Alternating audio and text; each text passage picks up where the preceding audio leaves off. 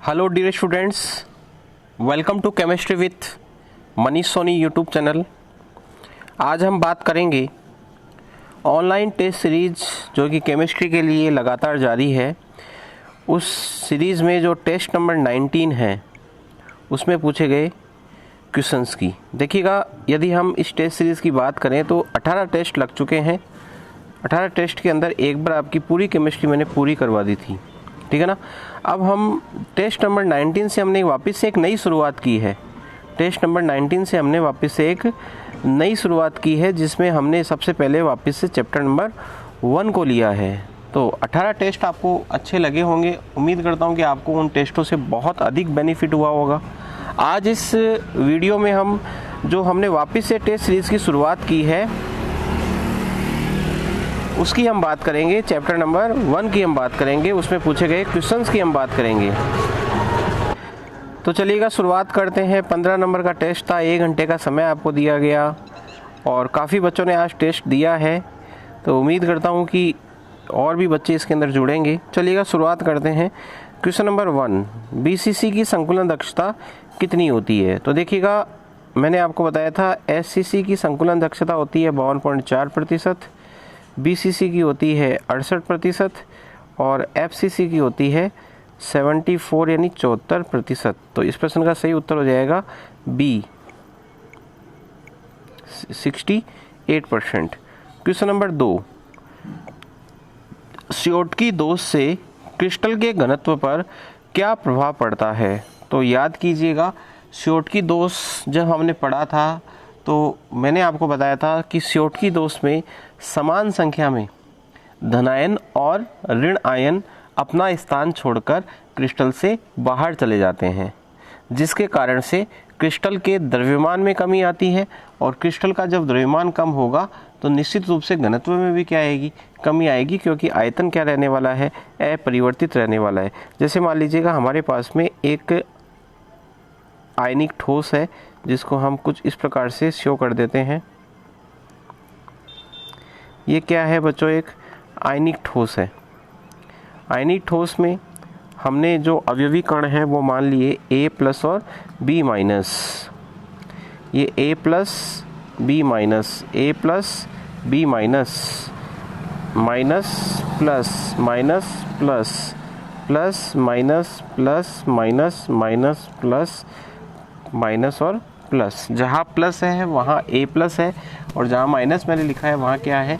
B- है। अब मुझे बताओ, स्योटकी दोष में क्या होता है? समान संख्या में धनायन और ऋणायन अपना स्थान छोड़कर क्रिस्टल से कहाँ चले जाते हैं? बाहर चले जाते हैं। तो मान लीजिएगा एक तो ये चला गया A+ और एक चला गया B-। कहाँ चले गए? क्रिस्टल से बाहर चले गए। तो बताओ क्रिस्टल के घनत्व में क्या आई? कमी आई। और क्रिस्टल के घनत्व में कमी आई क्यों आई? अगर आपसे कोई पूछे तो आप कहोगे क्योंकि देखो आयतन तो अपरिवर्तित रहेगा लेकिन द्रव्यमान में क्या आ जाएगी? कमी। और द्रव्यमान कम होता है तो हम जानते हैं घनत्व बराबर होता है द्रव्यमान बटा आयतन। तो द्रव्यमान कम होगा तो घनत्व क्या हो जाएगा? कम हो जाएगा। इसका मतलब इसका आंसर हो जाएगा बी।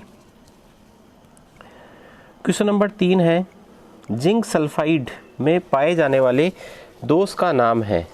जिंक सल्फाइड में पाए जाने वाले दोष का नाम बताइए। तो देखिएगा, जिंक सल्फाइड में जो दोष पाया जाता है वो पाया जाता है फ्रैंकल दोष। याद करना है आपको, जिंक सल्फाइड में कौन सा दोष पाया जाता है बच्चों? फ्रैंकल दोष पाया जाता है। तो आंसर हो जाएगा ए। क्वेश्चन नंबर 4, ठोस पदार्थ जिसमें केवल फ्रैंकल दोष पाया जाता है। AgF, AgCl, AgI, उपरोक्त सभी। तो आंसर हो जाएगा उपरोक्त सभी, AgF, AgCl, AgI। ये जो आयनिक ठोस है इनमें स्योटकी दोष नहीं होता है, इनमें केवल कौन सा दोष होता है? फ्रैंकल दोष होता है। डिटेल के लिए आप मेरा वीडियो देख सकते हैं। क्वेश्चन नंबर 5, लिथियम क्लोराइड को लिथियम की वाष्प में गर्म करने पर F केंद्र के कारण इसका रंग कैसा हो जाता है? तो इसका आंसर होगा पिंक यानी गुलाबी। देखो, एक तो होता है सोडियम क्लोराइड, इसका रंग तो हो जाता है पीला। पोटेशियम क्लोराइड का पिछले टेस्ट में मैंने आपको याद करवा दिया था, लाइलेक हो जाता है।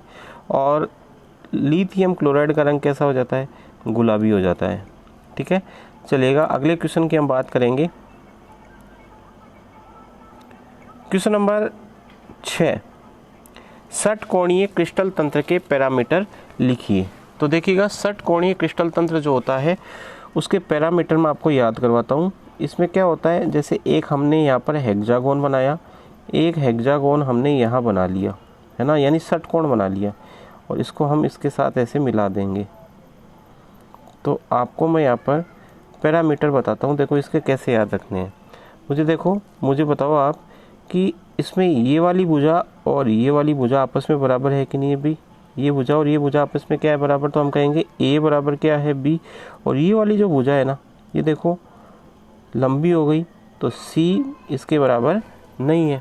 तो a not equal to b not equal to a is equal to b not equal to c, यानी ए बी के बराबर होता है लेकिन बी सी के बराबर नहीं होता। यदि हम कोण की बात करें तो देखो ये कोण कितने डिग्री का है, 120 डिग्री का। तो एक कोण तो इसमें होता है 120 डिग्री का, है ना, और दो कोण, एक ये और एक इधर से ये वाला, है ना। जैसे ये षटकोण है ना, इसको हम ऐसे समझ सकते हैं, ये देखो ये भुजा है, तो ये वाला कोण और ये वाला कोण, ये कितने कितने के होंगे, 90 के। तो दो कोण हो गए 90 के। तो पैरामीटर क्या हो जाएंगे, मैं आपको बता देता हूँ कि A is equal to b not equal to c, alpha is equal to beta is equal to 90 degree और gamma is equal to 120 degree. ठीक है, चलिएगा अगले क्वेश्चन पे चलते हैं। तत्व B के परमाणु से CCP जालक बनता है और तत्व A के परमाणु 1/2 चतुष्फलकीय रिक्तियों को घेरते हैं। तत्व B के परमाणु से कौन सा जालक बनता है, CCP जालक बनता है, और तत्व A के जो परमाणु हैं वो चतुष्फलकीय रिक्तियों को बढ़ते हैं। A व B से बनने वाले यौगिक का सूत्र क्या होगा। तो देखो इस प्रकार के क्वेश्चन को सॉल्व करने के लिए हम क्या करते हैं, सबसे पहले हम जो कोई भी परमाणु कोई संरचना बना रहा होता है उसकी संख्या को हम एज्यूम करते हैं, मान लेते हैं। क्या कर लेते हैं, मान लेते हैं। तो यहाँ पर B एक CCP जालक बना रहा है, तो मैंने मान लिया, माना CCP जो परमाणु बना रहे हैं वो कौन है, B के, तो मैंने B की संख्या मान ली 1। ठीक है, अब बताओ अगर B की संख्या 1 है तो इसमें चतुष्फल की रिक्तियाँ कितनी होंगी, 2, दुगनी हो जाती है। तो चतुष्फल की रिक्तियाँ हो गई 2, और इन दो रिक्तियों का A कितना भाग घेरे हुए, 1/2। तो हम कहेंगे A की जो संख्या होगी वो होगी 2 गुणा 1/2 यानी 1, यानी B की संख्या भी 1 आ गई और A की संख्या भी 1 आ गई। इसका मतलब यौगिक का सूत्र क्या हो जाएगा, AB। सूत्र क्या हो जाएगा, AB हो जाएगा। तो बहुत आसान सा प्रश्न मैंने आपको दिया। जिंक ऑक्साइड में धातु आधिक्य दोष को समझाओ। तो इसमें आपको ध्यान रखना है कि जिंक ऑक्साइड को जब गर्म किया जाता है तो क्या होता है बच्चों, इसमें से ऑक्सीजन गैस निकल जाती है। क्या निकल जाती है, ऑक्सीजन गैस निकल जाती है। जिंक +2 होता है वो अंतराकाशीय स्थान में आ जाता है और इसका जो रंग है वो सफ़ेद से कैसा हो जाता है, पीला हो जाता है। इसे हम धातु आधिक्य दोष भी कहते हैं। क्या कहते हैं, धातु आधिक्य दोष भी इसको कहते हैं। चित्र के माध्यम से मैंने आपको वीडियो में बता रखा है। क्वेश्चन नंबर 9, द्विविमीय षटकोणीय निबिड़ संकुलन को समझाओ। तो षटकोणीय द्विविमीय निबिड़ संकुलन में क्या होता है, देखो सबसे पहले हम क्या करते हैं, एक विमीय निबिड़ संकुलन बना लेते हैं। ये हो गया आपका एक विमीय निबिड़ संकुलन। फिर षटकोणीय द्विविमीय निबिड़ संकुलन बनाने के लिए हम क्या करते हैं, दूसरी पंक्ति के कणों को, ये पंक्ति हो गई 1, है ना, ये पहली पंक्ति मान ली, दूसरी पंक्ति के कणों को प्रथम पंक्ति के कणों के बीच जो खांचे बन रही है उनके खांचों के अंदर रखना होता है। तो हम यहाँ रखेंगे, तो ये दूसरी पंक्ति के कण हो गए।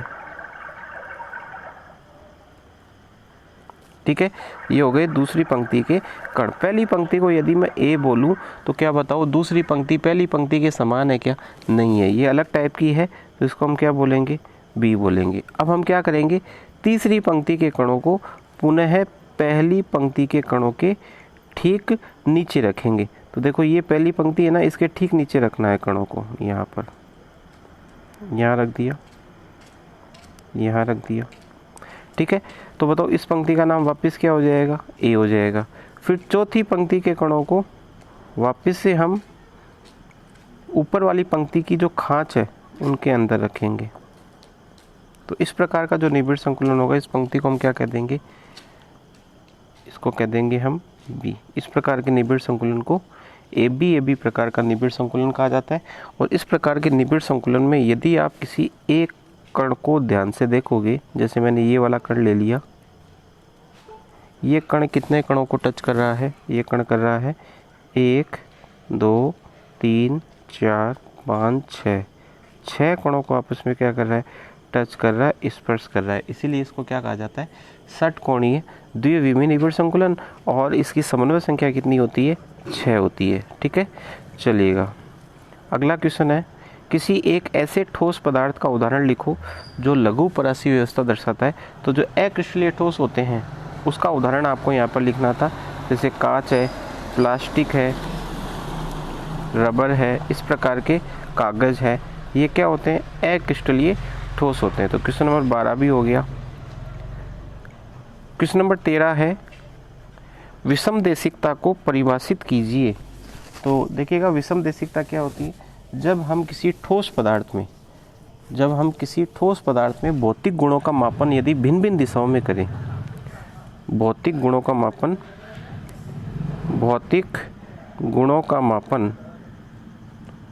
भिन्न भिन्न दिशाओं में करें और उनके मान यदि भिन्न भिन्न प्राप्त हो, उनके मान कैसे प्राप्त हो, भिन्न भिन्न, तो इस प्रकार के ठोस को विषमदेशिक ठोस कहा जाता है। और इस परिघटना को क्या कहते हैं, विषमदेशिकता।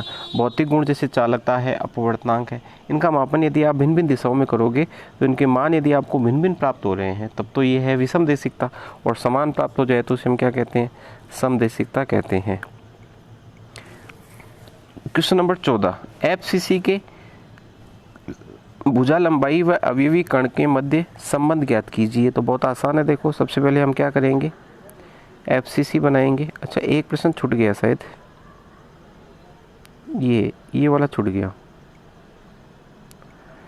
ये 2 क्वेश्चन छूट गए, वापस से बता देता हूँ। धात्विक ठोस के 2 उदाहरण लिखो तो ये आपको आता है, कॉपर, एजी, जितनी भी धातुएं होती है वो लिख देना। 11वां क्वेश्चन क्या है, काय केंद्रित घनीय एकक कोष्ठिका को परिभाषित करो।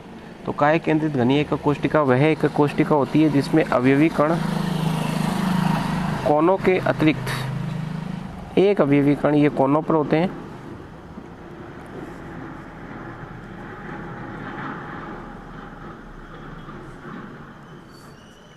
ये देखो कोनों पर अवयवी कण होंगे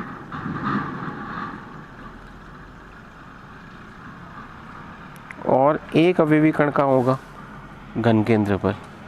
ठीक है, तो इस प्रकार की घनीय एकक कोष्ठिका को कहते हैं काय केंद्रित घनीय एकक कोष्ठिका, जिसे हम बीसीसीपी बोलते हैं। ठीक है, चलिएगा अब हम करते हैं बात क्वेश्चन नंबर 14 की।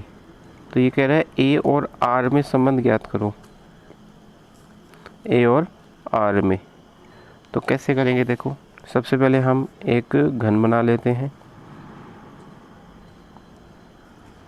ठीक है, और ये फलक केंद्रित घनीय एकक कोष्ठिका है तो हम फलक के 3 कण ले लेंगे, एक फलक वाला, एक कोने वाला और एक इस कोने वाला। ये दूरी आपको फाइंड आउट करनी पड़ेगी, है ना, मैंने पूरा सिखा रखा है वीडियो के अंदर। ये दूरी आपको फाइंड आउट करनी पड़ेगी, यानी ये फलक का विकिरण हो गया। तो फलक का विकिरण कितना होता है बच्चों, फलक का विकिरण होता है √2a = टोटल कण कितने हैं, 4। तो एक कण की त्रिज्या r है, तो बताओ r, ये यहाँ पे 2r हो जाएगा और यहाँ पे r, तो बताओ 4r हो गया। कैसे किया वापस से समझाऊँ आपको, अगर आपको समझ में नहीं आया हो तो एक बार वापस देख लो कि ये है एफसीसी। एफसीसी अवयवी कण कहाँ होते हैं, कोनों पर होते हैं, और एक अवयवी कण का होता है केंद्र पर। तो एक तो इस कोने का ले लो, है ना, एक इस फलक के केंद्र का ले लो और एक इस कोने का ले लो। ठीक है, अब मुझे बताओ यहाँ पर ये दूरी कितनी r, ये कितनी 2r और ये कितनी r। अच्छा ये भुजा कितनी a, ये भुजा कितनी a, तो बताओ ये भुजा कितनी होगी, ये वाली, ये √2a होगी कि नहीं होगी, निकाल सकते हो पाइथागोरस प्रमेय से। तो ये दूरी अगर √2a है तो बताओ ये त्रिज्या r r r r 4r हो गया। तो √2a बराबर क्या आएगा 4r। क्रिस्टलीय व अक्रिस्टलीय ठोसों में दो अंतर लिखिए। ये क्वेश्चन है, क्रिस्टलीय व अक्रिस्टलीय ठोसों में क्या लिखना है, दो अंतर लिखना है। तो क्रिस्टलीय ठोस की ज्यामिति निश्चित होती है, ये बताया था मैंने आपको, और अक्रिस्टलीय ठोस की ज्यामिति निश्चित नहीं होती। क्रिस्टलीय ठोस विषम देशिकता दर्शाते हैं, अक्रिस्टलीय ठोस समदेशिकता दर्शाते हैं, है ना। क्रिस्टलीय ठोसों में दीर्घ परासी व्यवस्था होती है, अक्रिस्टलीय ठोसों में लघु परासी व्यवस्था होती है। क्रिस्टलीय ठोस विदलन का गुण दर्शाते हैं, अक्रिस्टलीय ठोस विदलन का गुण नहीं दर्शाते। तो ऐसे 5-7 अंतर है जो आप अपनी नोट्स में से देख लीजिएगा। तो वीडियो मैंने आपका पूरा तैयार कर दिया है, आप इसको अगर आपको अच्छे से समझ में नहीं आया हो तो एक बार वापस से देख लीजिएगा।